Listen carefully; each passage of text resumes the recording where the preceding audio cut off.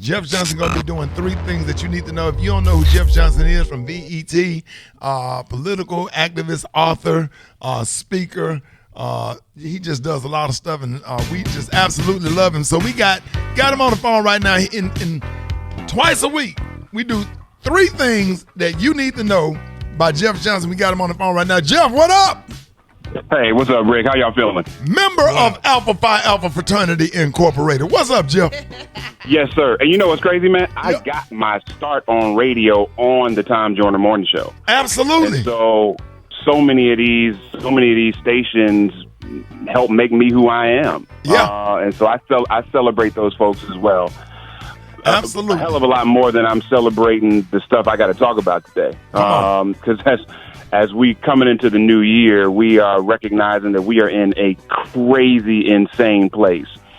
And as the country is still trying to figure out exactly what's going on as a result of the actions of President Trump and the killing of Qasem Soleimani, Rick, I don't ever remember in my lifetime actually being this concerned about where we currently are. I heard the Iran's foreign minister yesterday say that this president doesn't care about war crimes because as he's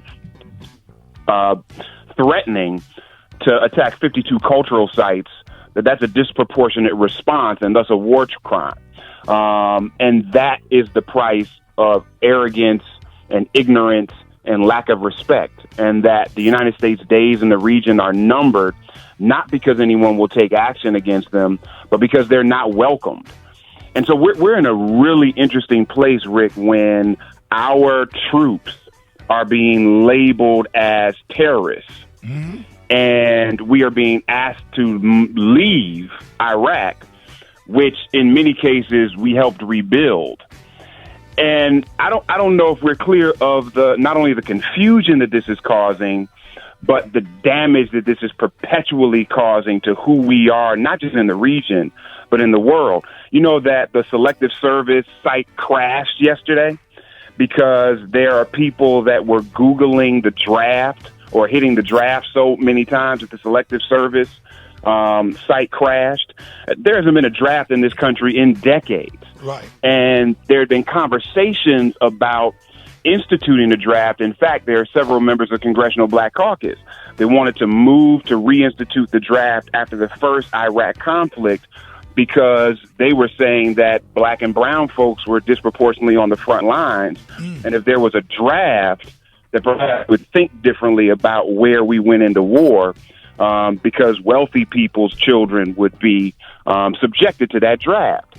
So for all of you that have been seeing this information about will there be a draft, is there currently a draft? No, there is not. It is incredibly unlikely. Congress has to decide that there is a draft. That's not something that the president can institute.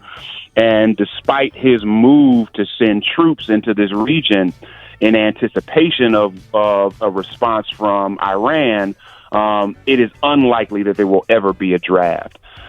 But here's what's crazy, Rick. Do you know the last time the president did a White House briefing? It's been some months. No, bruh. It's been over 300 days. What? Yeah. It has been over 300 days. Wow. You're not even explaining to the American people what's going on. Exactly. Right. Exactly. So we think that we have received a press briefing because we're constantly being hit with his tweets and his remarks, but there has not been an opportunity for the White House press corps to question this president through his representatives in over 300 days. And so we got to be clear, Rick. Everybody that's in Washington right now does not love America. You cannot love America and at every turn move to jeopardize the lives, security, stability, and legacy of the country. Hell, right now, Rick, Colin Kaepernick in his protest exhibited actions more becoming of a president than Donald Trump. Wow. And he kneeled for a cause based on principle where he's willing to jeopardize his own future that others might not be victims of police brutality. Did it without berating people, even the police, with threats and tweets, made next to no speeches, but let the protest stand on his own. And when given an opportunity to show up, he did so on his own terms and was willing to accept the consequences. Sun Tzu in The Art of War, Rick, said, "The general who advances without coveting fame and retreats without fearing disgrace, whose only thought is to protect his country and do good service for his sovereign, is the jewel of the kingdom." And this president is no jewel and is threatening the lives of Americans at the same time. And so before I get out of here, Rick, my last thing is I hope that everyone continues to lift up and pray for Congressman John Lewis as he's dealing with fourth stage pancreatic cancer. He is a true American hero in the face of all that we just got done talking about.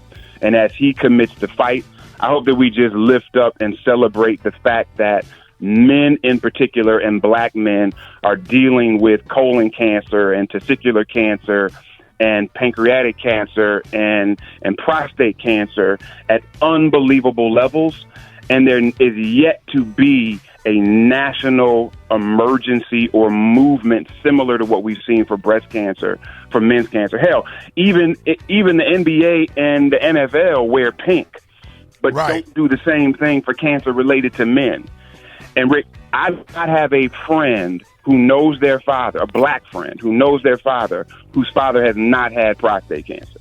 Right. So just as we pray for John Lewis in this fourth stage of his cancer, and as he fights, there's countless numbers of brothers in particular dealing with cancer, often in silence. And so let's make sure we lift that up as we think about the things that we can change in this year. Rick, so excited for this new phase of the show. Excited to be part of it. Y'all can hit me at Jeff's Nation on all social media, and I'll talk to y'all on Thursday. Hey, Daddy. Hey, Jeff, appreciate you, man.